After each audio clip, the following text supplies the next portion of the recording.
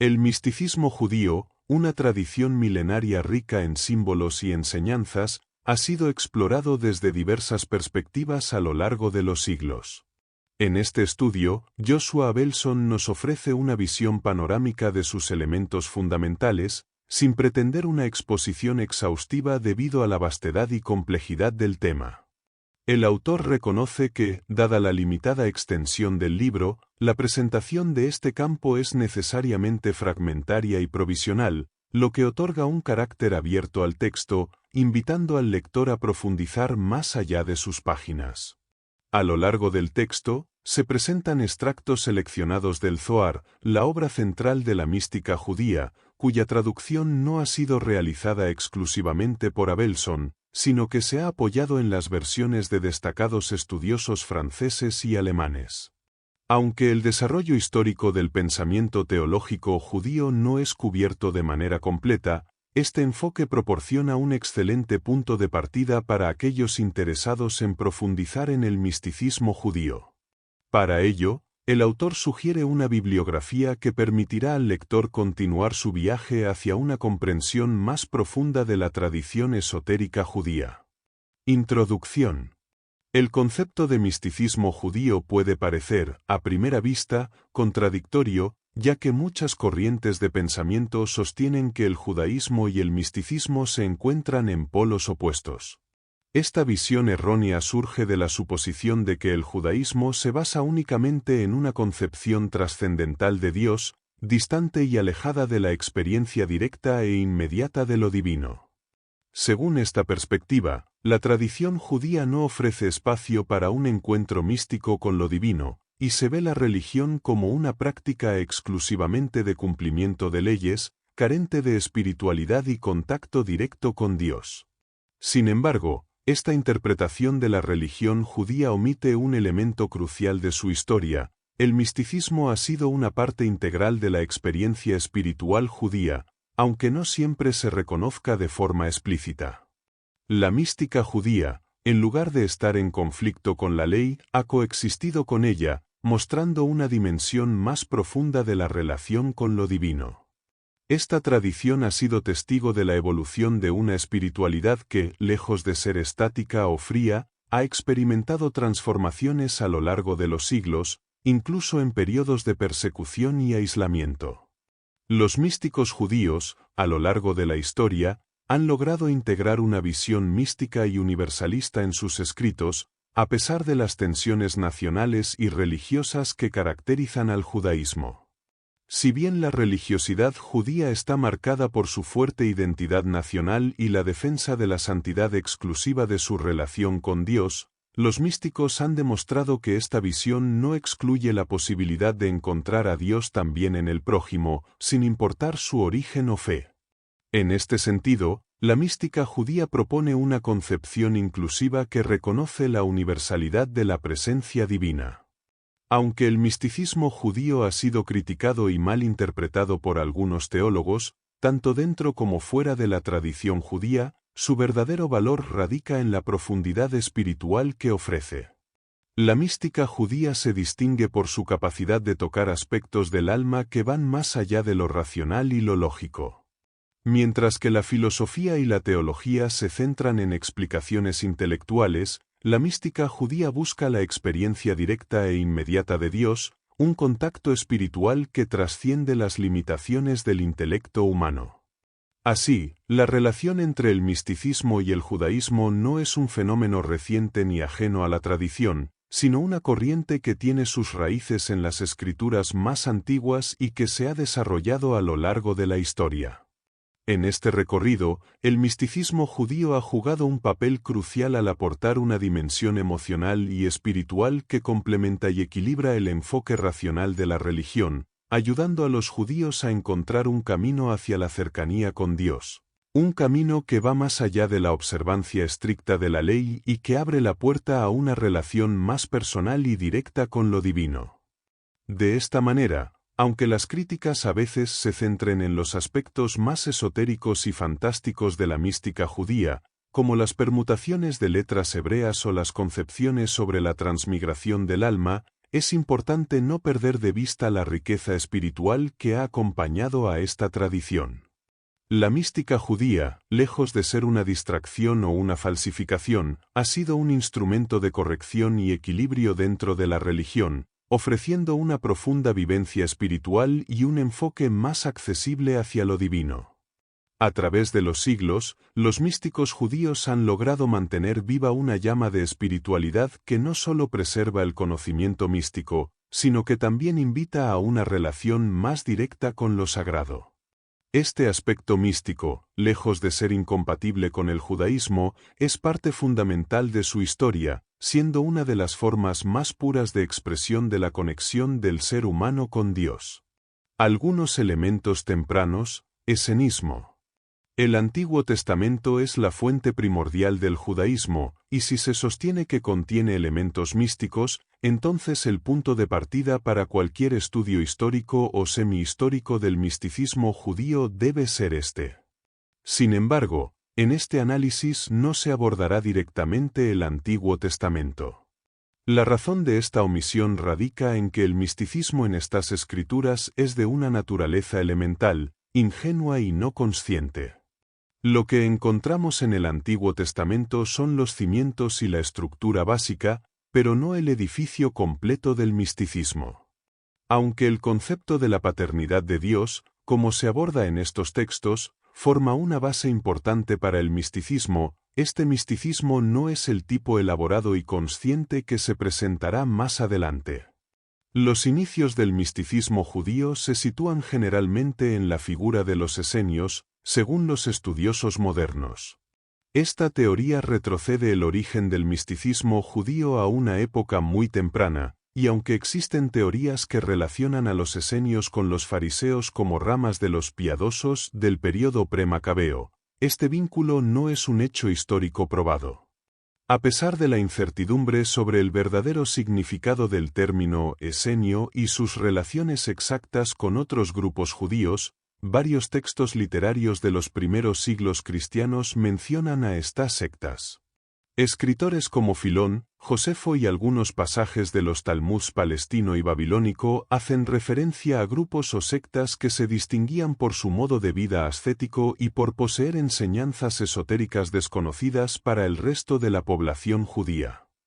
Filón describe a los esenios como adoradores de Dios que se abstienen de sacrificar animales y prefieren vivir en comunidades apartadas, alejados de las ciudades, debido a la corrupción que éstas representan. Su vida está marcada por la pureza, la verdad y la devoción a la sabiduría divina, lo que los lleva a buscar un contacto cercano con la divinidad mediante prácticas espirituales y de vida comunitaria. Estas comunidades no solo compartían bienes, sino también una filosofía de vida basada en la interpretación alegórica de las Escrituras, lo que se alinea con características místicas. La vida comunitaria es una parte fundamental de su práctica religiosa, buscando mantener un estado continuo de pureza y dedicación espiritual. Josefo ofrece una descripción similar de los esenios, destacando su estilo de vida ascético y su devoción a un conocimiento profundo de la existencia de Dios. En sus escritos, resalta el alejamiento de los esenios de la vida común de los judíos, señalando su dedicación a prácticas de oración y meditación que favorecían una comunión más directa con lo divino. La comunidad esenia, al igual que otras comunidades místicas a lo largo de la historia, veía la pureza y la vida simple como caminos hacia una mayor conexión con Dios. Este tipo de misticismo no solo se refleja en las sectas judías de la época, sino que también tiene paralelismos con el inicio de la Iglesia cristiana primitiva, donde se observa una vida de comunidad austera, un grupo reunido por el deseo de experimentar una conexión más profunda con lo divino. Las primeras comunidades cristianas también vivían en un tipo de hermandad que les permitía compartir bienes y experiencias espirituales, buscando una conexión más íntima con el misterio divino, similar a lo que se observa en los esenios. A lo largo de la historia rabínica, existen referencias a grupos similares, como los Hasdim, que se caracterizan por su vida reservada y por su dedicación a la caridad en silencio. Estos grupos, a menudo descritos como temerosos del pecado, representan una forma temprana de misticismo judío que enfatiza la pureza y la conexión directa con la divinidad, características que se encuentran en muchos otros movimientos místicos a lo largo del tiempo. En los textos rabínicos, la mística no solo está asociada con el conocimiento intelectual, sino con un amor y devoción profundos hacia Dios, una relación que trasciende las meras observancias externas y se enfoca en un encuentro espiritual directo y transformador. Algunos elementos tempranos, esenismo. Dentro de la tradición mística judía, uno de los conceptos más fascinantes es el del nombre divino, que adquiere una gran importancia a medida que se desarrollan las doctrinas esotéricas. El Talmud nos proporciona una visión interesante sobre el uso de nombres sagrados, especialmente el de 42 letras, que, según algunos estudios, simboliza la esencia misma de Dios. Este nombre no era simplemente pronunciado de forma mecánica, sino que estaba relacionado con una comprensión profunda de la divinidad y el cosmos, cuya enseñanza estaba reservada a un círculo selecto dentro de la comunidad. Con el tiempo, se fue restringiendo su pronunciación, primero a los sacerdotes y luego solo a un pequeño grupo elegido, que incluso lo pronunciaba de forma inaudible para evitar revelar su poder y su conocimiento. Esta práctica resalta la conexión entre el misticismo judío y los conceptos profundos sobre la naturaleza de Dios, la creación y la relación entre el Creador y el universo. La Talmud nos introduce a la figura de los Hasidim y Anshe Maaseh, grupos que, durante las festividades en el templo, realizaban danzas y otros actos simbólicos con antorchas encendidas. Aunque los relatos sobre estas prácticas son vagos, parece claro que estos grupos formaban una especie de hermandad mística. Los Hasidim, a menudo considerados como hombres de acción o milagrosos, se dedicaban a actos de piedad y realizaban prácticas que los distinguían de la población general, buscando experimentar una conexión más profunda con lo divino. La mención de estos grupos en textos rabínicos y en las festividades sagradas refleja un enfoque esotérico, una espiritualidad que trascendía la práctica religiosa común. Un aspecto clave de estas comunidades místicas es su capacidad para experimentar el mundo divino de manera más directa, a menudo reportando visiones o revelaciones que no estaban al alcance de la mayoría. El misticismo judío en estos primeros tiempos no solo se limitaba a la introspección personal, sino que estaba profundamente vinculado a la comunidad y a las prácticas espirituales colectivas. Los relatos sobre experiencias místicas, como las de ciertos rabinos que podían prever el futuro o realizar milagros, destacan la intersección entre el misticismo individual y las tradiciones institucionalizadas del judaísmo, un fenómeno que también se observa en el cristianismo primitivo, donde los místicos se integraban a las estructuras eclesiásticas, aunque vivieran experiencias espirituales fuera de lo común. El esenismo, como uno de los movimientos más conocidos de esta época, compartió algunas características con estos grupos místicos, aunque también presentaba diferencias notables. Mientras que los esenios practicaban el celibato y se separaban completamente de la vida secular, los grupos místicos dentro del judaísmo rabínico mantenían una relación más equilibrada con las instituciones religiosas. Aunque estos místicos se dedicaban a la contemplación y a la interpretación esotérica de las escrituras, nunca descuidaron los deberes ceremoniales de la ley judía. Esta coexistencia de misticismo y legalismo es una característica distintiva del pensamiento judío, en la que la espiritualidad individual no se desconectaba de la observancia religiosa. Este enfoque del misticismo judío se caracteriza por la constante tensión entre la devoción personal hacia lo divino y el compromiso con la tradición y las normas religiosas. A lo largo de los siglos, el misticismo no solo ha buscado revelar los secretos más profundos de la divinidad, sino que ha sido un medio para comprender y adherirse a las enseñanzas de los antiguos sabios y textos sagrados, que para el judío son la vía para hallar a Dios. La mística se presenta, entonces, como un comentario profundo sobre la Torá, un esfuerzo por desentrañar su significado más íntimo y verdadero, siempre en consonancia con las tradiciones de los antepasados. El misticismo de la Merkabah. El primer capítulo de Ezequiel ha jugado un papel crucial en las especulaciones místicas dentro del judaísmo. La visión del carro celestial, o Merkabah, y las múltiples interpretaciones que ha generado, es una constante en el pensamiento místico judío. Mientras que los estudiosos del Antiguo Testamento han buscado explicar las imágenes de Ezequiel en términos históricos o teológicos, el místico no se preocupó por ofrecer una explicación racional. Para él, estos misterios no necesitaban ser explicados, simplemente representaban el deseo profundo del ser humano de experimentar la presencia divina y la comunión con ella. Este concepto se encuentra en muchas tradiciones místicas, donde el alma busca la unión con lo divino como respuesta a la invitación inicial de Dios a acercarse a él. La Merkabah se presenta como un vehículo místico, una forma de transporte espiritual hacia los salones invisibles de la realidad divina. Para el místico, ser un jinete de la Merkabah significaba alcanzar, mientras aún se estaba en el cuerpo físico, un estado espiritual elevado. En este contexto, la mística de la Merkabah se vincula con la idea de que el viaje hacia la realidad última es un peregrinaje, un movimiento hacia el hogar en Dios. Esta búsqueda es una respuesta a un llamado divino que ha precedido al anhelo humano de conexión. En los primeros siglos del cristianismo, parece haber existido una pequeña secta de místicos judíos, conocidos como los elegidos de los elegidos, que recibieron enseñanzas esotéricas sobre la Merkabah. Estos conocimientos secretos, aunque fragmentarios en los textos rabínicos, parecen haber estado relacionados con una compleja angelología y la figura de un famoso ángel, Metatrón, quien jugaba un papel destacado en las visiones místicas de esta tradición. A pesar de la vaguedad de los textos, se puede inferir que la Merkabah fue entendida como un conocimiento profundo, accesible solo a aquellos con una pureza excepcional tanto moral como espiritual. En la literatura rabínica, especialmente en la Misna, existen estrictas advertencias sobre la enseñanza de los secretos de la Merkabah. Solo los sabios de mente original y alta moralidad podían acceder a estos conocimientos.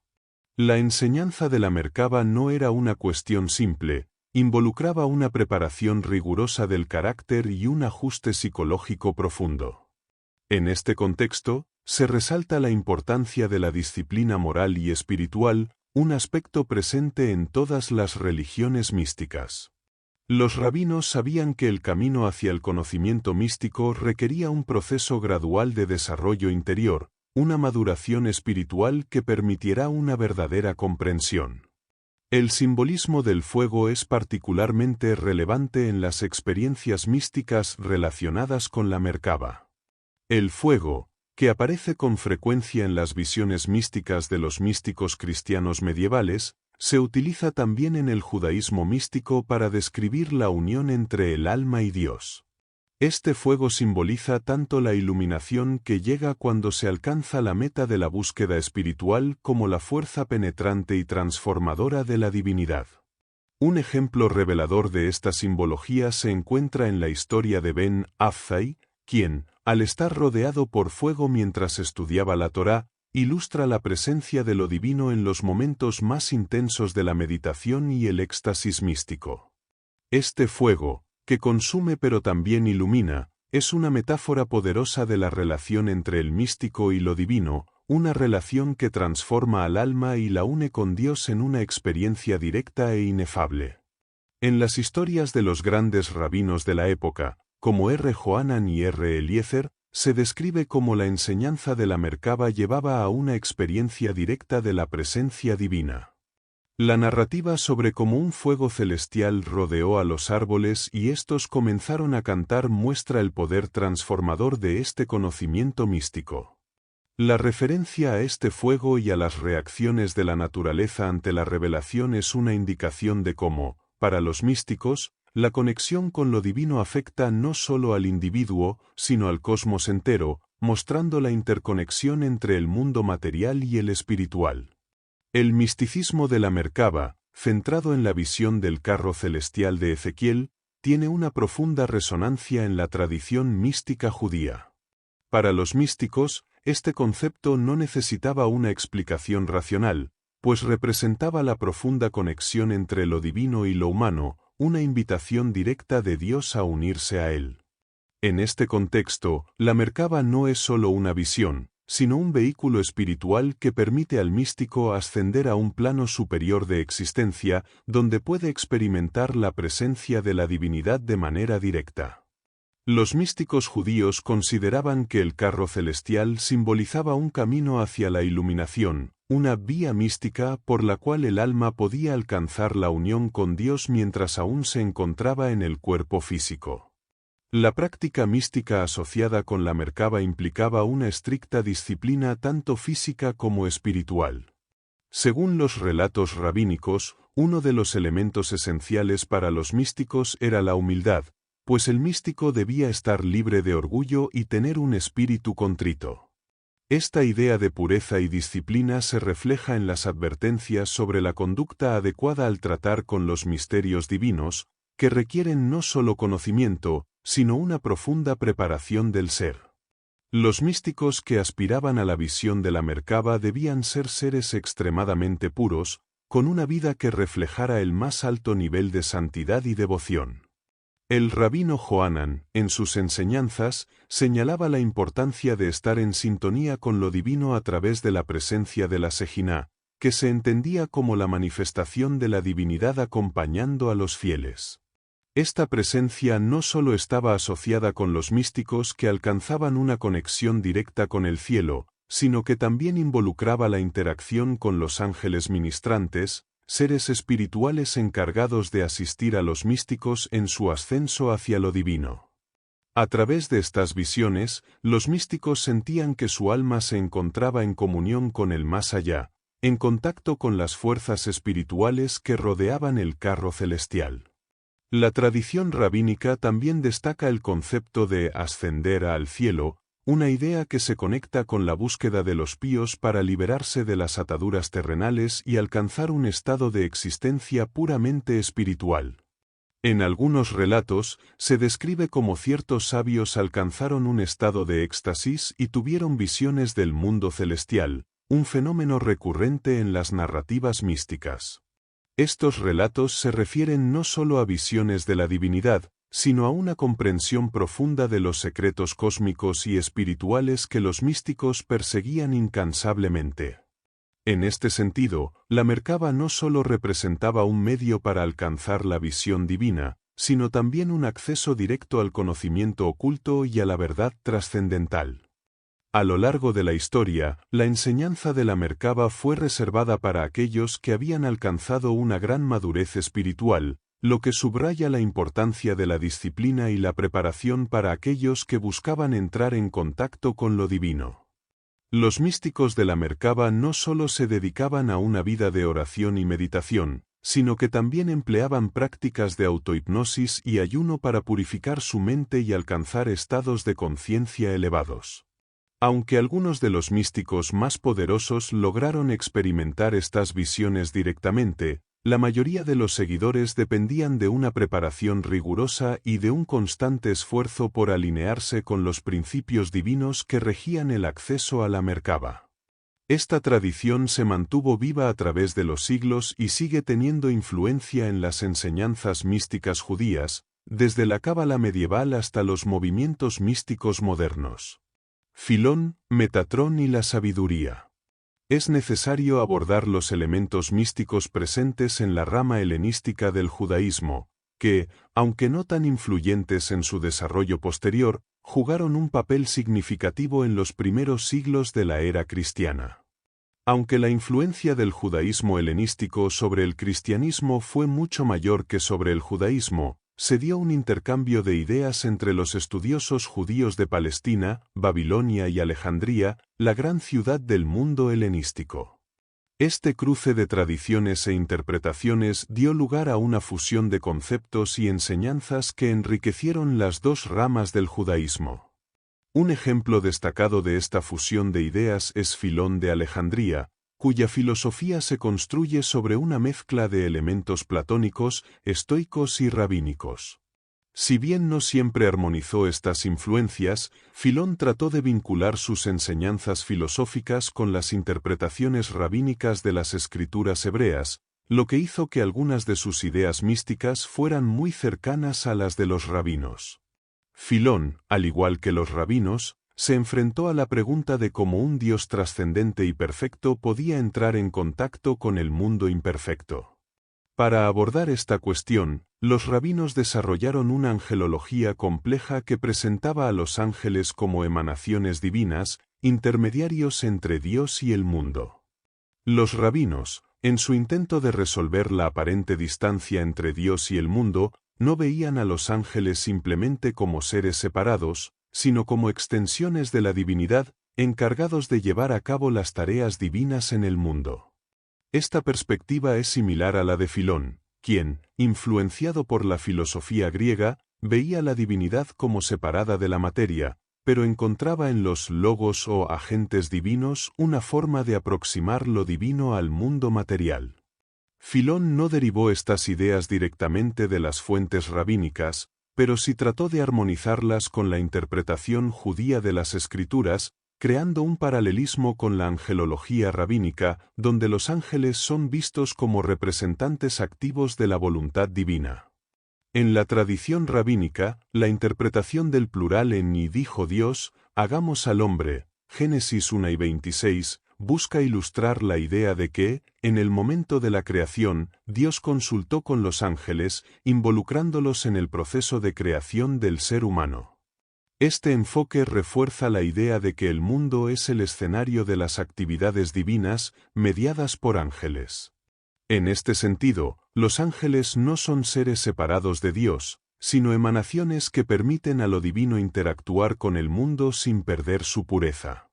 Filón, por su parte, se refiere a los ángeles y logos como mediadores que guían a los seres humanos hacia la virtud, acercándolos al conocimiento divino, un concepto que resuena profundamente en la tradición rabínica. En las enseñanzas rabínicas y filónicas, los ángeles no solo cumplen una función de mediación espiritual, sino que son vistos como parte de la acción divina en el mundo. En ambas tradiciones, los ángeles y la Sejiná, la presencia divina, acompañan a los justos, guiándolos y protegiéndolos. Sin embargo, Filón introduce una visión más filosófica, considerando a los ángeles como inteligencias incorpóreas o almas inmortales, lo que se aparta de la concepción rabínica, que los ve como seres más materiales. Esta distinción refleja la diferencia entre el misticismo rabínico y el misticismo helenístico, donde el primero tiende a ver lo divino de manera más inmanentista y corporal, mientras que el segundo adopta una visión más abstracta y filosófica. El contraste entre las ideas de Filón y las de los rabinos es evidente en la interpretación de las visiones de los ángeles. Para los rabinos, los ángeles son seres físicos que interactúan con los seres humanos en un sentido concreto, como lo demuestra la historia del Yom Kippur, donde la comparación entre los israelitas y los ángeles muestra cómo la santidad y la pureza humana en ciertos momentos se alinean con la de los ángeles.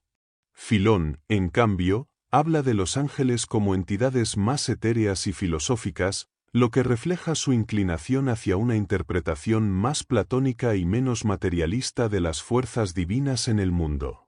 Este enfoque dual refleja las tensiones entre las tradiciones místicas judías y helenísticas en su intento de comprender y experimentar la cercanía de lo divino.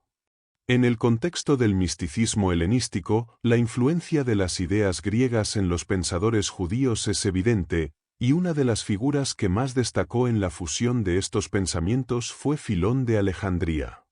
Aunque la mayoría de los estudiosos se centran en la influencia de la filosofía griega sobre la religión judía, es importante destacar que hubo un intercambio continuo de ideas entre las distintas ramas del judaísmo de la época.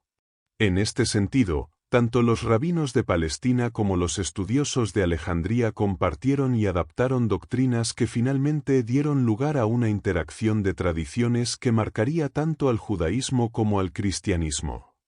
Filón desarrolló su pensamiento en una mezcla de platonismo, estoicismo y las enseñanzas rabínicas. Esta mezcla, aunque no siempre armoniosa, llevó a la creación de una doctrina que buscaba resolver el dilema de la relación entre un Dios trascendente y el mundo material. Filón, al igual que los rabinos, se enfrentó a la cuestión de cómo un Dios perfecto y completamente distinto del mundo podría interactuar con la creación. La solución que propuso fue la introducción del Logos, una emanación divina que, sin ser completamente separada de Dios, servía como intermediaria entre la divinidad y la humanidad. En la tradición rabínica, los ángeles desempeñan un papel similar como emanaciones de la divinidad, representando la acción divina en el mundo. Los rabinos, al igual que Filón, entendían que el mundo material no podía contener a Dios directamente, por lo que los ángeles servían como manifestaciones de su presencia. Sin embargo, los rabinos no eran tan filosóficos en su interpretación de los ángeles como lo era Filón. Para los rabinos, los ángeles eran seres concretos que servían a Dios en la creación y la guía del pueblo, mientras que Filón los veía como inteligencias separadas encargadas de mediar entre el Creador y la creación. Es interesante notar que Filón dio personalidad al Logos, un acto de personificación que también se encuentra en las tradiciones rabínicas, aunque con diferencias significativas. En los escritos de Filón, el Logos es un ser que guía a los patriarcas, actúa como ángel y se manifiesta en eventos cruciales como la liberación de los israelitas de Egipto. A pesar de esta personificación, Filón veía al Logos como un ser que representaba la acción divina, un intermediario que no era completamente independiente de Dios. De esta manera, Filón adelantó conceptos que más tarde se verían reflejados en el cristianismo, como el Logos en el Evangelio de Juan, aunque su significado en el judaísmo no fue tan central ni vital. El misticismo rabínico también conoció figuras como Metatrón, quien ocupaba un rol similar al del Logos filoniano. Según los rabinos, Metatrón es un ángel cuyo nombre es una manifestación directa de la divinidad, pues lleva en él el nombre de Dios. Esto se reflejaba en el hecho de que la suma numérica de las letras que componen el nombre Metatrón coincide con la palabra Sadai, uno de los epítetos divinos. En este contexto, Metatrón se veía como un lieutenant de Dios, con un poder excepcional para interceder por la humanidad y guiar a los justos hacia la salvación. A través de su mediación, los fieles podían acercarse a Dios sin que la pureza de la divinidad se viera comprometida. El papel de Metatrón en el misticismo rabínico es fascinante, pues se le presenta como un ser que no solo media entre Dios y los hombres, sino que también poseía una profunda sabiduría sobre los misterios del universo. En una historia del Midrash, se relata cómo Metatrón intercede por Moisés, aunque no puede evitar su muerte. Esta historia subraya el poder de Metatrón para interceder en nombre de los hombres, aunque la voluntad divina prevalezca sobre sus ruegos. A pesar de su gran poder y cercanía con Dios, Metatrón permanece como un ser subordinado a la divinidad, un ser cuya existencia, aunque cercana a lo divino, no viola la unicidad de Dios. En otro pasaje del Talmud, Metatrón es llamado el príncipe del mundo, lo que resalta su función activa en los asuntos del universo. A lo largo de la literatura rabínica, Metatrón se presenta como un intermediario esencial para mantener el orden y la justicia divina. Sin embargo, a pesar de su importancia, la tradición rabínica mantiene un fuerte énfasis en la unicidad de Dios, por lo que la figura de Metatrón nunca fue reconocida como un ser independiente o divino en la práctica religiosa cotidiana. Su papel, aunque destacado en ciertos textos místicos, no fue central en la liturgia o en las creencias principales del pueblo judío. La figura de Metatrón refleja una integración de ideas místicas helenísticas en el judaísmo, pero también muestra las tensiones que surgieron al tratar de mantener la unicidad de Dios. A lo largo de los siglos, los místicos judíos, influenciados por las ideas de Filón y otras corrientes filosóficas helenísticas, siguieron desarrollando conceptos sobre la mediación divina que encarnaban el equilibrio entre el pensamiento racional y las creencias místicas. Estos conceptos, aunque alejados de la doctrina oficial, jugaron un papel importante en la evolución del misticismo judío medieval y en la relación entre Dios, los ángeles y los hombres. Además, en la tradición rabínica, se identifica la sabiduría como uno de los atributos más cercanos a la divinidad. En los textos rabínicos, la sabiduría no solo es un concepto abstracto, sino que es vista como una fuerza activa que guía y moldea la creación. Esta personificación de la sabiduría, similar a la forma en que se personifica el logos en el pensamiento de Filón, refleja la idea de que el mundo de los espíritus y el mundo material están interconectados a través de la acción divina. La sabiduría no solo es un atributo de Dios, sino una presencia activa que influye en los eventos del mundo y guía a los hombres hacia la verdad divina. El misticismo rabínico y helenístico compartieron la creencia de que la sabiduría es la manifestación divina en el mundo, pero con enfoques diferentes. Mientras que los rabinos la asociaban con la ley y la Toure, Filón y otros pensadores helenísticos la vinculaban con el Logos, un principio divino que actúa como mediador entre el Creador y la creación. A pesar de las diferencias en su conceptualización, ambos enfoques compartían la idea de que la sabiduría es la llave para comprender el propósito divino en el universo y la manera en que la divinidad se comunica con los hombres. El reino de los cielos, compañerismo Shechina.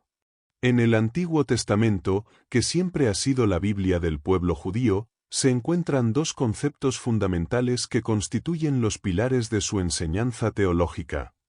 Dios como Padre, Dios como Rey. Estas ideas no solo están presentes de manera explícita, sino que su desarrollo y adaptación por parte de los rabinos en la literatura talmúdica y midrásica ayudaron a forjar una comprensión más profunda de la relación entre lo divino y lo humano. El concepto de la paternidad de Dios implica inevitablemente la filiación del ser humano, pero los rabinos, especialmente bajo el yugo de las potencias extranjeras, se resistían a la idea de que las naciones opresoras pudieran disfrutar de tal privilegio, pues solo el pueblo judío debía ser considerado como hijo de Dios. La relación de Dios con Israel, marcada por el amor divino, se representa de manera poética y profunda en la literatura rabínica. Este amor es inquebrantable y se expresa a través de parábolas que ilustran cómo Dios protege y cuida de su pueblo, aun cuando Israel no lo merezca. Los rabinos enfatizan que, aunque el pueblo se desvíe de su camino, el amor de Dios sigue estando presente, tal como lo simboliza la imagen de un padre que cuida de su hijo, protegiéndolo de todo mal y proporcionándole todo lo necesario, ya sea alimento, agua o refugio. Este amor paterno no es solo un concepto abstracto, sino que se experimenta como una presencia tangible. El pueblo de Israel vive envuelto en un ambiente saturado por el amor de Dios, una atmósfera que lo impregna completamente y le otorga la certeza de que su vida está guiada por un poder superior. Los rabinos explican que la relación entre Dios y su pueblo es tan íntima que Israel no solo está bajo la protección divina, sino que es parte de una unidad más grande que va más allá de lo individual. La comunión con Dios no solo es una cuestión espiritual, sino una experiencia continua de la vida diaria, basada en la compañía constante de lo divino. A este amor divino se le conoce en la mística judía como Shechina, un término que refleja la presencia tangible y viviente de Dios en medio de su pueblo. La Shechina no es solo una expresión abstracta del amor de Dios, sino una manifestación real y activa de su presencia en el mundo. Según los rabinos, la Shechina está siempre con el pueblo de Israel, acompañándolo en cada momento y situación.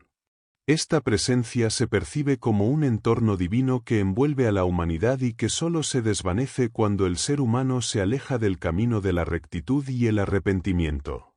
Sin embargo, la Shechina también está vinculada al concepto del reino de los cielos, que se menciona frecuentemente en la literatura rabínica y en las oraciones de la sinagoga. En la tradición rabínica, El reino de los cielos es un concepto tanto presente como futuro. Se describe como un reino eterno, como en los Salmos, pero también se espera su manifestación en un evento futuro, cuando Dios será reconocido como Rey sobre toda la tierra. En la práctica, los rabinos enseñaban que el pueblo judío debía tomar sobre sí el yugo del reino de los cielos, lo que implica una serie de deberes espirituales y morales, como abandonar la idolatría, reconocer la cercanía de Dios y vivir en solidaridad con otros miembros de la comunidad.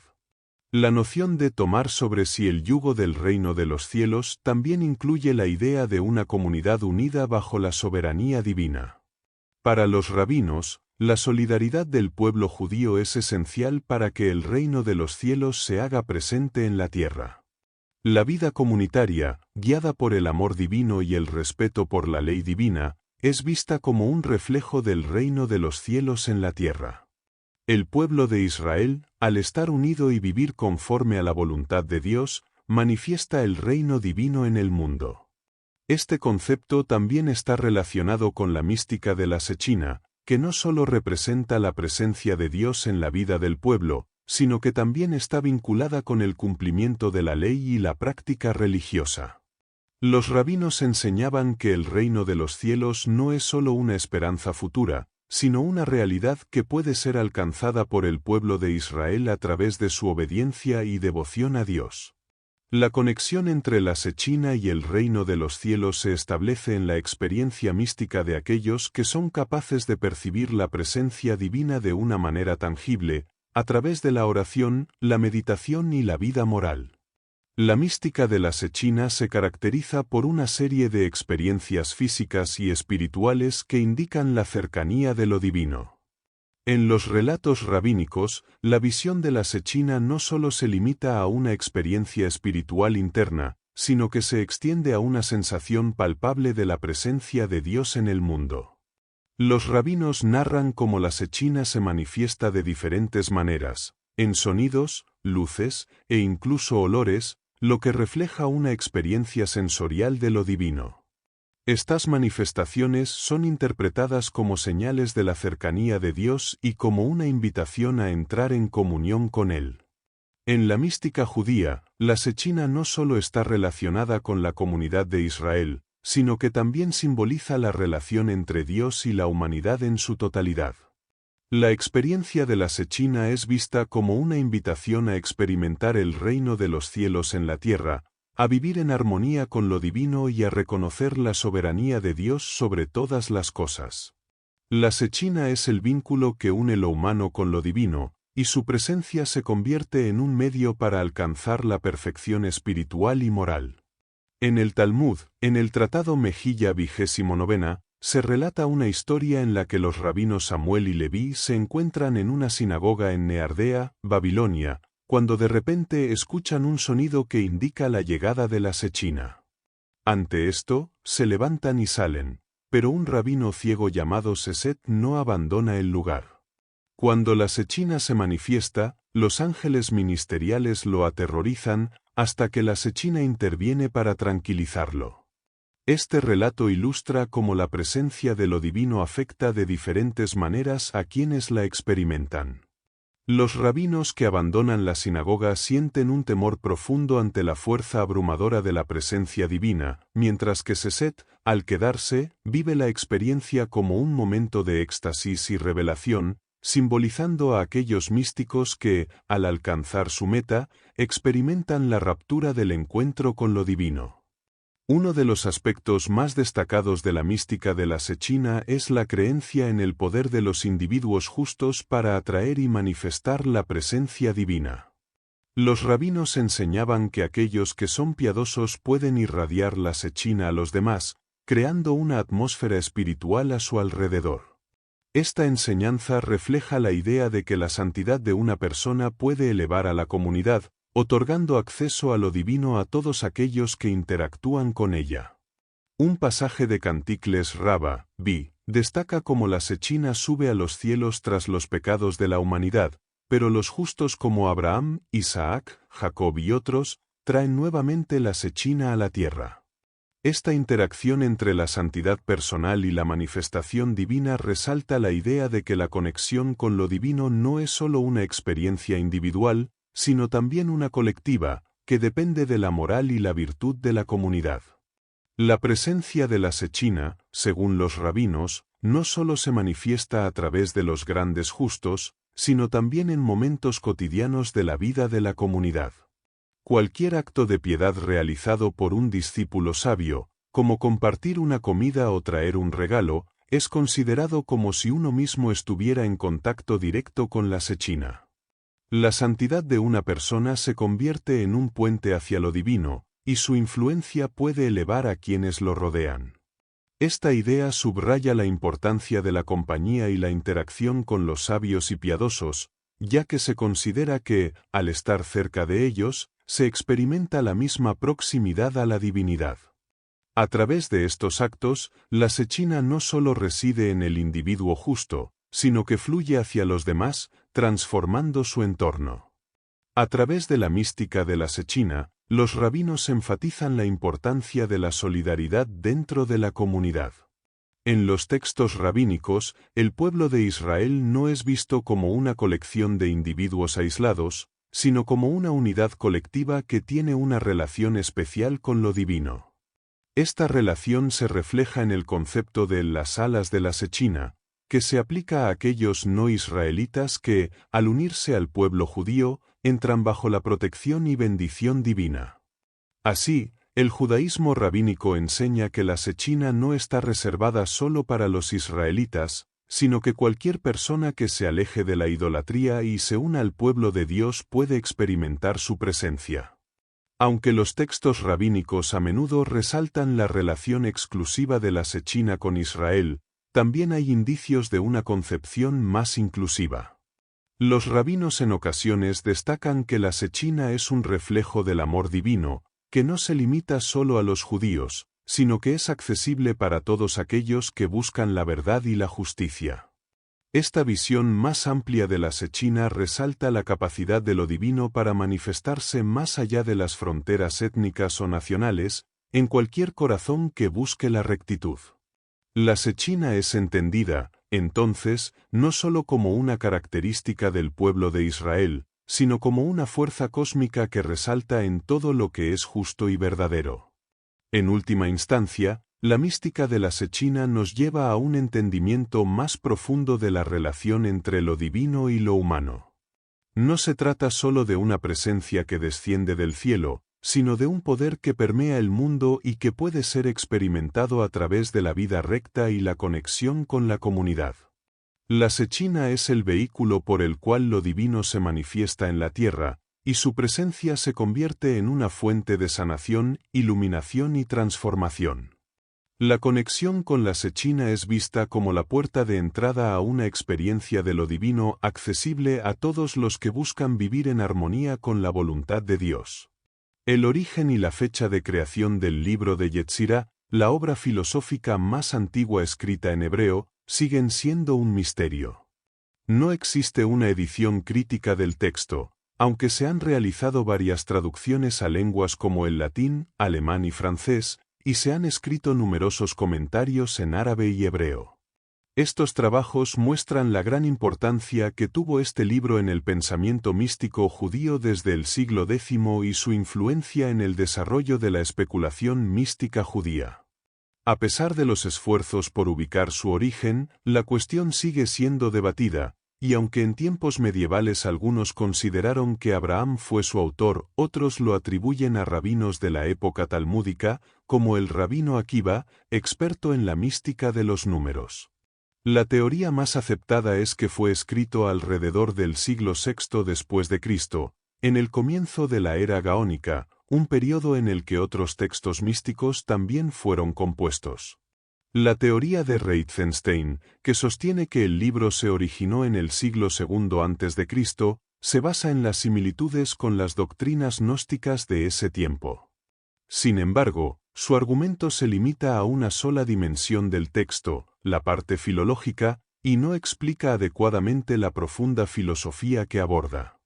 El aspecto filosófico del libro, que trata sobre las letras hebreas, los números y sus significados místicos, contiene elementos que corresponden a una época mucho más avanzada que la gnóstica precristiana.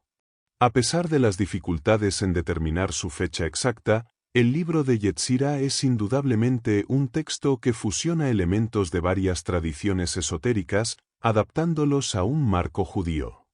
Este texto presenta una filosofía mística que utiliza las letras del alfabeto hebreo, sus sonidos, formas y valores numéricos como principios fundamentales de la creación. La base de muchas de estas enseñanzas se encuentra en el Talmud, pero los rabinos no fueron los creadores originales de estas ideas. Al igual que Filón de Alejandría integró la filosofía griega en un contexto hebreo, los rabinos adaptaron antiguas enseñanzas de fuentes egipcias, babilónicas y mandeas a la estructura de su propia doctrina. Un ejemplo de esto aparece en el Talmud, donde se menciona que Bezalel, el arquitecto del tabernáculo, sabía cómo juntar las letras con las cuales se creó el mundo, lo que refleja la creencia en el poder místico de las letras hebreas. El libro también hace referencia a la potencia mágica que se le atribuye a la combinación de las letras del nombre divino, lo que en algunas tradiciones se utilizaba para realizar actos extraordinarios, como la creación de un ternero en la víspera de cada Sabbat. A pesar de que el Antiguo Testamento condena la magia, los rabinos adoptaron y adaptaron algunas de estas ideas, integrándolas en su propia comprensión de la espiritualidad y la santidad del Sabbat. Este aspecto del libro refleja una fascinación por las propiedades místicas de las letras y sus combinaciones, un tema recurrente en la mística judía y otras tradiciones esotéricas. Uno de los elementos más interesantes del libro de Yetzirah es la referencia a las tres letras hebreas consideradas madres, Alep, Mem y Sin. Estas letras simbolizan los tres elementos primordiales de la creación, el aire, el fuego y el agua. Cada una de estas letras está asociada con un principio natural, Alep con el aire, Mem con el agua y Sin con el fuego. La elección de estas letras no es arbitraria, las tres corresponden a clases diferentes de sonidos, los mudos, los sibilantes y los aspirantes. La enseñanza es que estas tres letras son la base de todas las demás, las cuales nacen de ellas, una visión que más tarde se desarrollará en la Cábala medieval bajo los conceptos de padre y madre. Además de estas tres letras, el libro detalla cómo las combinaciones de las 22 letras del alfabeto hebreo crean el alma de toda la creación, tanto la existente como la futura. Cada letra tiene un rol fundamental en la creación, y su disposición y combinación determinan el orden del cosmos. El concepto de emanación es central en la filosofía del libro de Yetzirah, en el cual todo lo que existe fluye de una fuente divina, un concepto que también aparece en la mística cristiana y gnóstica. Esta doctrina de emanación sostiene que todo en el universo emana de Dios, quien es perfecto e infinito, y todo lo que existe regresa finalmente a Él. La enseñanza de la emanación, que en muchos aspectos se alinea con la filosofía neoplatónica, se entrelaza con la doctrina de las 10 sefirot. Las sefirot son consideradas los canales a través de los cuales la divinidad se manifiesta en el mundo. Este concepto, que aparece en el libro de Yetzirah, será desarrollado más adelante en textos como el Zohar y otras obras clave de la Cábala medieval. El objetivo de esta interrelación es proporcionar una interpretación más profundamente judía de las doctrinas emanacionistas, ligando las antiguas enseñanzas filosóficas con la tradición bíblica hebrea. En resumen, el libro de Yetzirah es una obra mística que utiliza el alfabeto hebreo y sus propiedades numéricas para explorar las profundidades de la creación, la emanación divina y la relación entre Dios y el universo. Aunque presenta influencias de tradiciones extranjeras, como la gnosis y el neoplatonismo, el texto se adapta a un marco judío y es fundamental para la comprensión de la mística judía y la formación de la Cábala.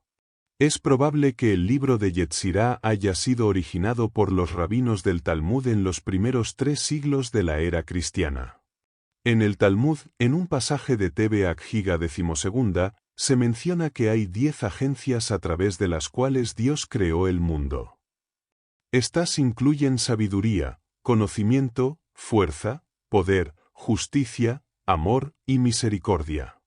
A lo largo del tiempo, estas 10 cualidades fueron relacionadas con las 10 sefirot, que más tarde serían desarrolladas en la Cábala medieval. Sin embargo, las sefirot del libro de Yetzirah difieren de las que aparecen en el Zohar, especialmente en su vinculación con la mística numérica, que en el libro se concentra principalmente en la relación entre números y letras hebreas. A lo largo del texto, se observa una descripción bastante general de las 10 sefirot. Una de las citas clave del libro las compara con los 10 dedos de la mano, dividiéndolos en 5 pares, pero destacando que en el centro de todas ellas reside el nudo de la unidad.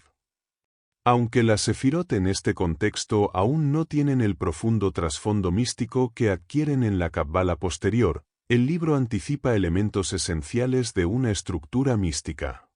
La primera sefirá, por ejemplo, es el Espíritu de Dios, seguido por el aire, el agua, el fuego, y así sucesivamente, cada una relacionada con elementos naturales y cósmicos. Esto sugiere una conexión entre las sefirot y las fuerzas cósmicas que definen la existencia del mundo. El texto también incorpora elementos filosóficos que recuerdan la influencia de la tradición gnóstica, especialmente en cuanto a la manipulación de números y letras. Sin embargo, el libro de Yetzirah se ajusta a una visión teológica judía. La relación entre las letras del alfabeto hebreo y las sefirot se presenta como una interacción entre la forma y la esencia del mundo. Las letras se consideran la causa primaria de la materia, mientras que las sefirot representan la forma que da estructura a esta materia. En esta construcción, Dios se muestra tanto como la esencia como la forma del universo, un concepto que anticipa la síntesis de lo divino como inmanente y trascendente. El libro no solo está interesado en los aspectos místicos de las letras y los números, sino que también pone énfasis en el sentido de unidad entre el Creador y la creación. Este énfasis en la unidad es un tema central en la mística judía, buscando evitar la dualidad y subrayando que la multiplicidad del universo encuentra su raíz en la divinidad. A lo largo del texto, hay una constante reafirmación de la unicidad de Dios, que se manifiesta tanto en la materia como en la forma, integrando el concepto de emanación divina. La creación, según esta doctrina, no es algo que se oponga a Dios, sino que es una manifestación continua de su esencia. En cuanto a la relación entre las 3 sustancias primordiales, aire, fuego y agua, y las sefirot, el libro las conecta de una manera sincrética, adaptando influencias externas a un marco judío. Las 3 sustancias se presentan como independientes entre sí, aunque están relacionadas con las primeras sefirot, como si cada una emanara del Espíritu Divino, pero no de forma lineal, como se observa en las sefirot posteriores. Esta estructura busca resaltar la idea de que todo lo creado emana del Espíritu Divino, evitando así la noción de una separación radical entre Dios y el universo. El libro de Yetzirah, por lo tanto, establece una visión del mundo como un lugar de emanaciones, donde las fuerzas divinas se despliegan a través de las letras y las sefirot. Aunque esta concepción inicial del texto no desarrolla tanto la interacción entre el Creador y el ser humano, sí sienta las bases para una comprensión más profunda de la conexión entre lo divino y lo material. Este impulso hacia la comprensión de la emanación y la unidad de Dios sigue siendo fundamental para la Cábala posterior, que se profundiza más en la relación entre Dios y el ser humano, especialmente en textos como el Zohar. Algunas características generales de la mística del Zohar. El Zohar, que significa brillo o resplandor, tomado de la cita en Daniel 12, 3, los sabios resplandecerán como el resplandor del firmamento, es considerado, sin lugar a dudas, el texto fundamental de la mística judía medieval. Aunque se presenta como un comentario sobre el Pentateuco, en realidad es una obra independiente de la teosofía cabalística.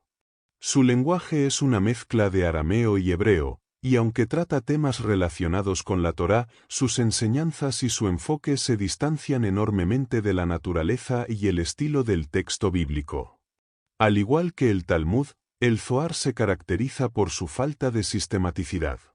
Ambas obras presentan una amalgama de ideas y hechos, una mezcla de historia y fábula, verdad y ficción. Algunas observaciones resultan valiosas, mientras que otras, con el paso del tiempo, deben ser descartadas. El Zohar es una obra pseudepigráfica, lo que significa que pretende ser el registro de una revelación divina directa a Rabí Simeón ben Yoai, quien vivió en Galilea en el siglo II después de Cristo. No obstante, los estudiosos han demostrado que esta afirmación es insostenible. Aunque el Zohar contiene ideas que datan de ese periodo, el texto como tal apareció en España en el siglo XIII. Es una obra compuesta por diferentes partes, influenciada por diversas culturas y filosofías, principalmente el neoplatonismo, el gnosticismo, y se ha sugerido que también por el sufismo persa. En su proceso de adaptación, muchas de estas ideas se judaizaron, pero aún conservan su origen en tradiciones ajenas al judaísmo. Por tanto, el Zohar es un claro ejemplo de sincretismo religioso, un mosaico de pensamientos de diversas culturas transformados por el pensamiento judío. A pesar de que gran parte de la obra tiene influencias extranjeras, muchas de las doctrinas que componen el Zohar provienen directamente del Talmud y las Midrashim. No se trata de una importación repentina y ajena al pensamiento judío, sino de una continuación de las ideas que ya se estaban desarrollando en la literatura rabínica. La obra de Zohar, aunque con influencias externas, refleja una evolución natural del pensamiento judío hacia un sistema de misticismo que, si bien abierto a diversas tradiciones, mantiene el núcleo de la cosmovisión judía. El Zohar subraya que, en la Torá, no solo hay narrativas simples, sino también misterios elevados. En un pasaje clave, Rabí Simeón ben Yoai afirma que aquellos que solo ven los relatos ordinarios de la Torá están equivocados. Para entender la Torá verdaderamente, es necesario ir más allá de su superficie y acceder a su cuerpo y alma. La Torá tiene un significado profundo que está oculto bajo la ropa de las narrativas sencillas. Este enfoque resalta la idea de que la mística y la espiritualidad subyacen en cada palabra de la Torá, invitando al lector a buscar más allá de la letra superficial y a descubrir el misterio divino que permea toda la realidad. De acuerdo con el Zohar, la realidad del mundo está impregnada de una esencia divina. Todo lo que existe en el universo es una emanación de Dios, y estas emanaciones provienen de la unidad divina. Esta enseñanza plantea la idea de que el universo es la manifestación externa del pensamiento divino. No hay separación entre el creador y la creación, todo es una unidad. El mundo físico refleja una realidad espiritual profunda y, al conectar con el mundo físico, el ser humano puede encontrar el camino hacia el creador. La enseñanza del Zohar también hace hincapié en que todo lo que existe en el mundo material tiene un paralelo en el mundo espiritual, y que la unidad divina subyace en toda la creación. Este enfoque místico y esotérico del Zohar implica una visión del mundo como un sistema divino interconectado, donde cada elemento tiene una función y un propósito divino. La interacción entre los mundos superiores y el mundo material es constante, y el ser humano tiene la capacidad de elevarse espiritualmente hacia la fuente divina, tocando el reino de lo inmanifestado. Al mismo tiempo, el Zohar también presenta una visión del hombre como el centro de la creación, superior incluso a los ángeles, ya que es a través del ser humano que se puede comprender y conectar con la esencia misma del universo.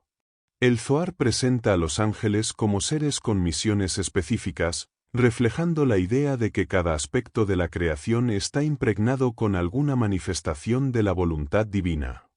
Así, cada ángel recibe un nombre que describe su función: Ramiel, el ángel de la misericordia; Tahariel, el ángel de la pureza; Pedael, el ángel de la liberación; Tzadkiel, el ángel de la justicia; y Raziel, el ángel guardián de los secretos divinos. Metatrón, el líder de todos estos ángeles, tiene un papel esencial en el mundo, similar al de la deidad. Este concepto nos lleva a la conclusión de que todo lo que existe, desde la naturaleza hasta el ser humano, está gobernado por esta fuerza divina, asegurando la armonía del universo. Sin embargo, surgen preguntas sobre la existencia del mal y el pecado en un mundo que es, según la mística del Zohar, una emanación directa de lo divino. Si todo es una manifestación de Dios, entonces la distinción entre el bien y el mal parecería irrelevante. Esta contradicción podría llevar a una conclusión panteísta, donde todo es parte de la divinidad. Pero el Zohar evita este peligro al afirmar que el mal y el pecado no son entidades reales, sino solo sombras o cáscaras de la creación. De esta manera, el mal es visto como una ilusión, algo que parece existir pero que en realidad no tiene una base real. Este concepto está vinculado al caos primordial descrito en la Torá, donde se habla de la ausencia de forma y la oscuridad antes de la creación del mundo. La noción de Ein Sof, que significa sin fin, es un término clave en el Zohar para referirse a Dios.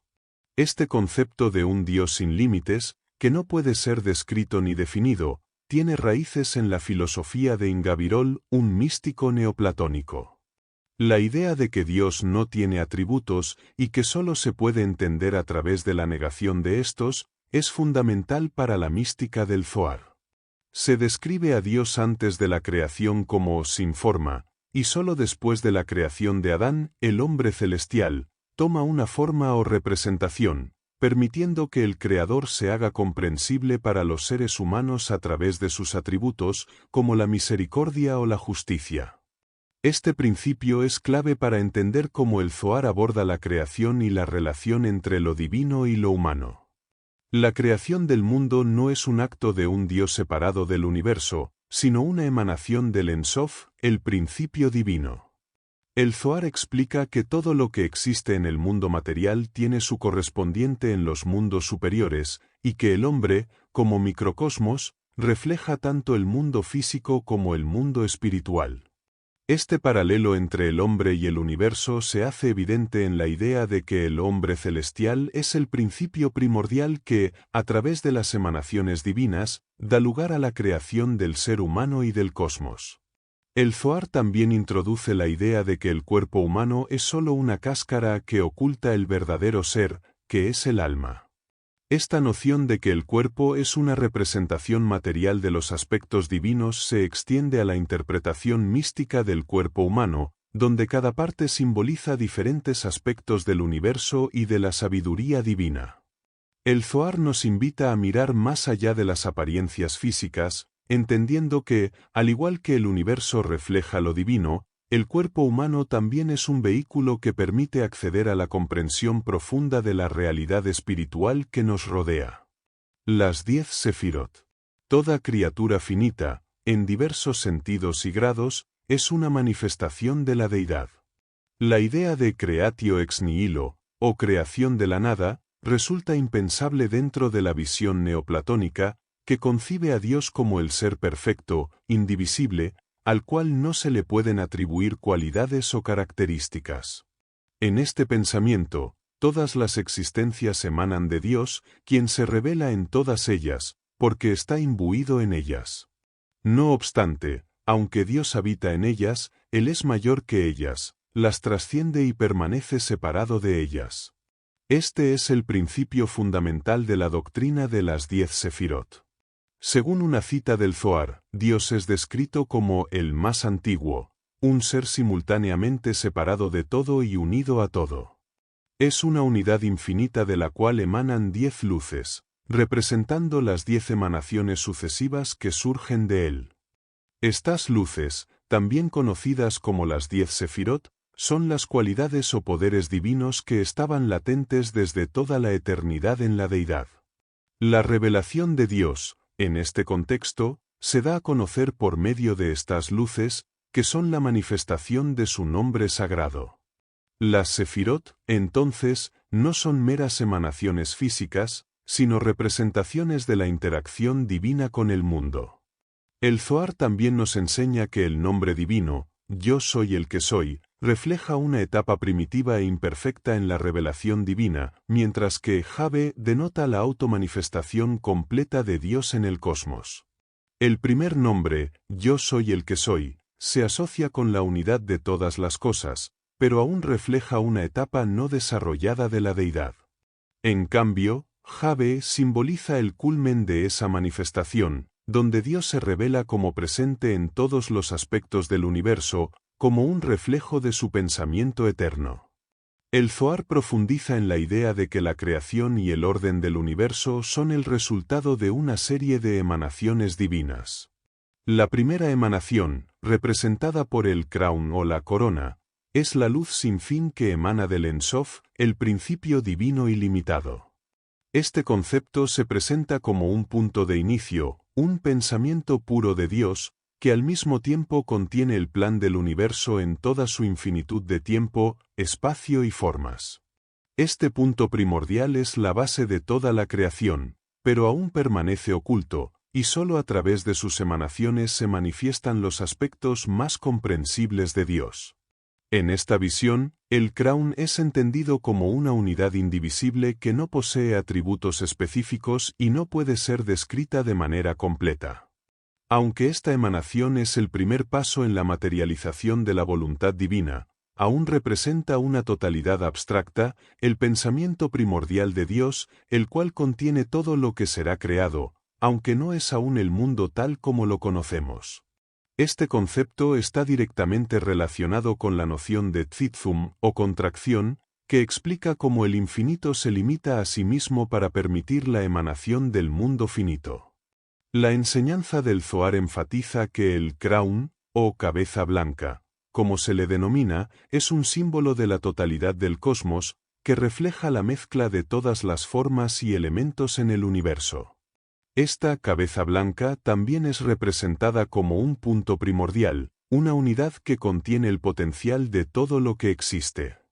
La cabeza blanca de la que habla el Zohar no solo se refiere a la emanación divina, sino que también resalta la relación intrínseca entre el hombre y el cosmos. En este sentido, se refleja el concepto de que el ser humano es un microcosmos, una representación del universo en su totalidad. Así, el Zohar expone que la esencia de Dios, contenida en el crown, no solo se revela a través de las emanaciones de la Sefirot, sino que también se conecta con la idea del hombre como un ser divinamente reflejado, que, a través de su alma y su conciencia, puede aspirar a alcanzar la unidad con lo divino. Esta primera emanación, que se manifiesta como la corona, establece la base para entender cómo todo lo creado está interconectado en una red de relaciones emanadas de una fuente infinita. La sabiduría e inteligencia son la segunda y tercera de las 10 sefirot. Son emanaciones paralelas que surgen de la primera sefirá, la corona. Este concepto de emanación presenta una interesante característica de la mística, al asociar la relación sexual con la creación y el funcionamiento del universo. Según se explica en el Zohar, cuando el más antiguo, el santo, quiso crear todas las cosas, las creó como macho y hembra. La sabiduría es el principio masculino, activo, que genera y da forma, mientras que la inteligencia es el principio femenino, pasivo y receptivo, de donde nace el hijo que es la razón. Este hijo no es considerado una sefirá independiente, sino la unión de las dos anteriores, que representan el principio creador que engloba todo lo que ha sido, es y será. Esta tríada de sabiduría, inteligencia y razón refleja una conexión profunda con el concepto de la identidad entre el pensamiento y el ser. Según los comentarios de los cabalistas, las primeras 3 sefirot representan la totalidad de la creación como una manifestación del pensamiento divino. El proceso de emanación comienza con el primer pensamiento divino, que está en Dios, y de ahí se despliega todo lo que existe en el universo. De esta manera, el Creador es simultáneamente el conocimiento, el conocedor y lo conocido, lo que subraya una unidad indivisible en la que todo lo que existe es parte de ese conocimiento eterno. El Zohar también describe cómo las sefirot funcionan en pares opuestos, como la misericordia, hist, y la justicia, din, que representan la expansión y contracción de la voluntad divina. La misericordia, el principio activo, es la fuerza vital que constantemente da vida y perdona, mientras que la justicia, el principio pasivo, modera los excesos de la misericordia. Esta dualidad está profundamente arraigada en la tradición talmúdica, donde se dice que al principio Dios pensó en crear el mundo solo con la justicia, pero luego se unió con la misericordia para crear el mundo equilibrado que conocemos. El Zohar revela que la belleza surge de la unión de la misericordia y la justicia, creando así la sefirá de la belleza, Tiferet. Esta belleza refleja la armonía del universo, una conjunción de fuerzas aparentemente opuestas que, al unirse, dan lugar a un orden cósmico. Las siguientes tres sefirot, victoria, neza, gloria, od, y fundación, yesod, forman otro triángulo que refleja la dinámica y la multiplicidad del mundo físico y espiritual. Neza y Od representan los principios activos y pasivos, mientras que Yesod es el resultado de su interacción, actuando como el soporte de todas las fuerzas y energías del universo. La última sefirá, la realeza, Malkut, a menudo se considera una forma de completar el número 10, un número sagrado que aparece en la literatura bíblica y en la teología talmúdica. Malkut simboliza la manifestación final de las emanaciones divinas, el principio a través del cual todas las sefirot se reúnen para crear un universo ordenado y armonioso. Así, el mundo es una representación directa de la mente divina, cuya organización refleja la perfección de la creación en todas sus formas y elementos. A lo largo de estas descripciones, el Zohar utiliza metáforas complejas, a menudo equiparando la sefirot con el cuerpo humano o con las fuerzas cósmicas. Si bien algunos críticos han señalado similitudes entre esta estructura y la doctrina cristiana de la Trinidad, es fundamental entender que las trinidades de la sefirot y la doctrina cristiana pertenecen a planos distintos. Aunque ambas pueden parecer similares, los conceptos y sus raíces filosóficas son diferentes. En última instancia, el Zohar ilustra un sistema donde todas las emanaciones del universo son un reflejo de la unidad divina, que se despliega a través de la sefirot como una red interconectada de fuerza y conocimiento divinos. El alma. En la mística del Zohar, el alma juega un papel central en la relación del ser humano con lo divino. En este sistema, el alma se presenta como el nexo entre el hombre y el Creador, permitiendo que esta conexión se haga tangible en nuestra experiencia humana. Aunque el alma no es un concepto prominente en los textos del Antiguo Testamento o en la literatura talmúdica y midrásica, su papel se expande enormemente en la cábala medieval, donde se le asigna una función fundamental.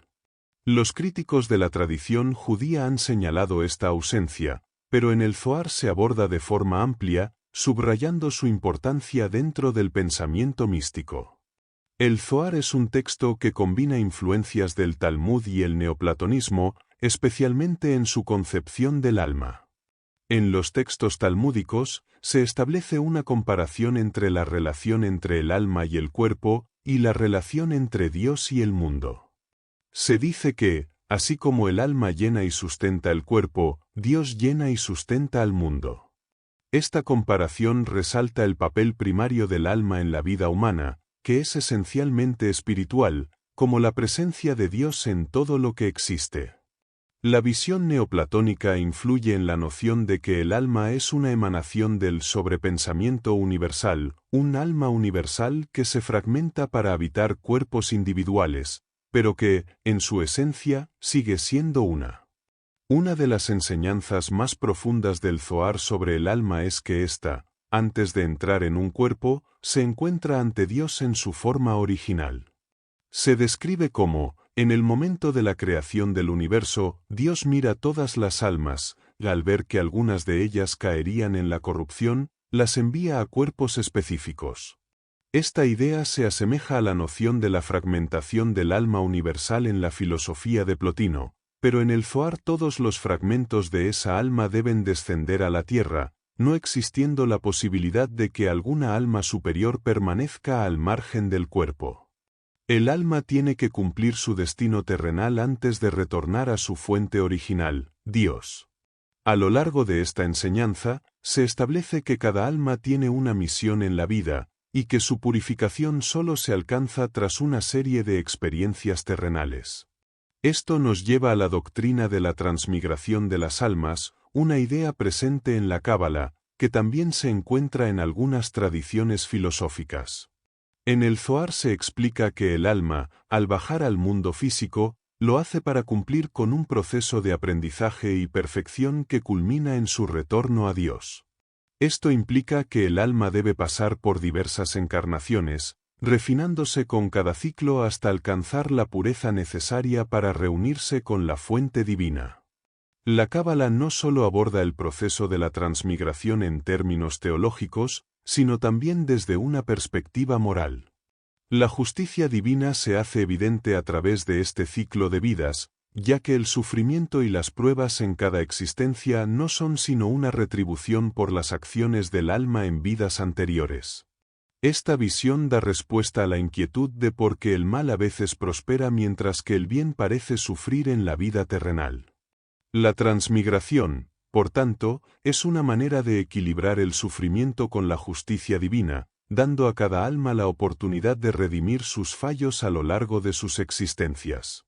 El Zohar no solo aborda la emanación de un alma triple, sino que también introduce una teoría peculiar sobre la emanación de una forma o tipo preexistente de cuerpo, la cual se une al alma en el momento de su llegada a este mundo.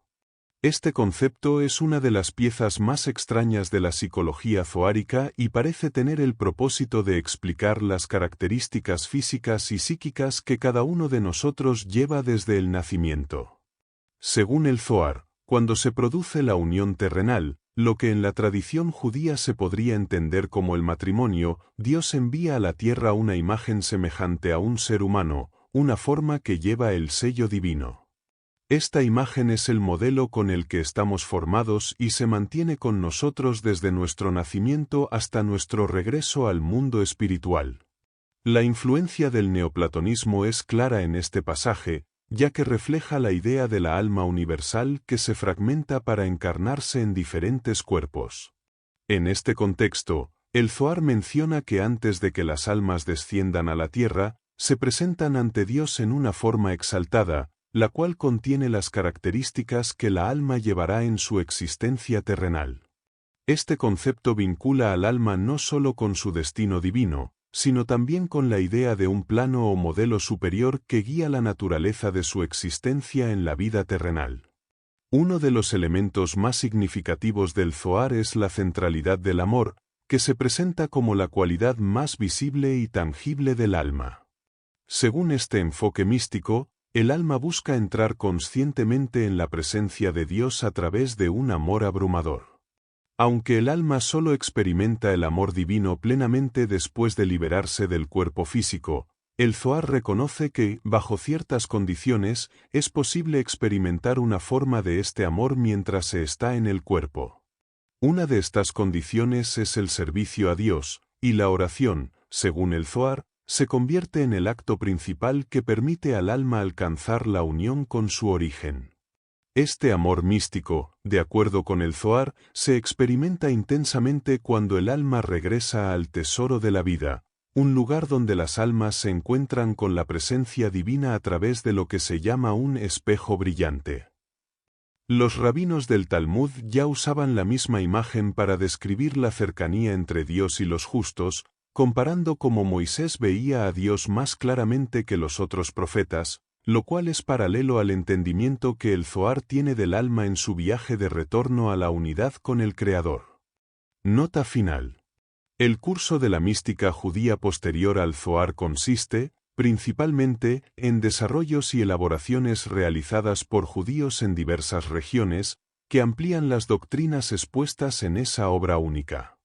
Existe una gran cantidad de originalidad en muchos de estos desarrollos. Los autores de estas obras eran hombres profundamente influenciados por los sentimientos místicos, cuyas vidas reflejaban la alta espiritualidad de sus enseñanzas y cuyos escritos constituyen una valiosa adición al cuerpo literario espiritual judío, aportando un legado que perdura hasta hoy.